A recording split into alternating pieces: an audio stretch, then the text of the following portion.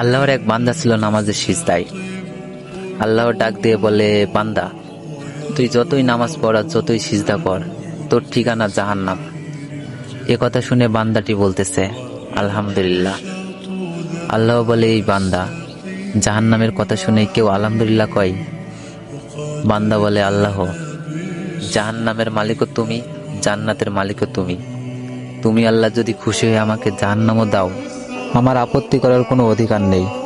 আল্লাহ বলতেছে, বান্দা, জাহান্নামে গেলে তুই পুড়ে যাবি, তোর কষ্ট হবে।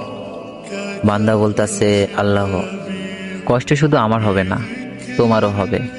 আল্লাহ বলে, বান্দা, তুই পুড়বি জাহান্নামে, আমার কষ্ট কেন হবে? বান্দা বলে, আল্লাহ, মায়ের কোলে সন্তান যদি পানিতে পড়ে যায়, তাহলে দুনিয়ার কোনো মাই যেমন দূরে দাঁড়িয়ে থাকতে পারে না, দৌড়ে গিয়ে বাচ্চাকে কোলে নেয়, আমার বিশ্বাস ওই মায়ের চেয়ে কোটি কোটি গুণ দয়া তোমার বেশি। আমাকে জাহান্নাম দিলে তুমিও আল্লাহ শান্তি পাবে না। আল্লাহ বলে, বান্দা, এই দলিল তুই কই পাইলি? বান্দা বলে, আল্লাহ, আমাদের জাতির পিতা ইব্রাহিম আলাইহিস সালাম তোমার প্রেম বুকে নিয়ে যখন নমরুদের চুলায় পড়ে গেল, তার আগেই তুমি বলে দিলে, আমার দিকে তাকিয়ে দেখো, আমার কলেজা ভরে শুধু তুমি আছো, আর অন্য কারো জায়গা নাই।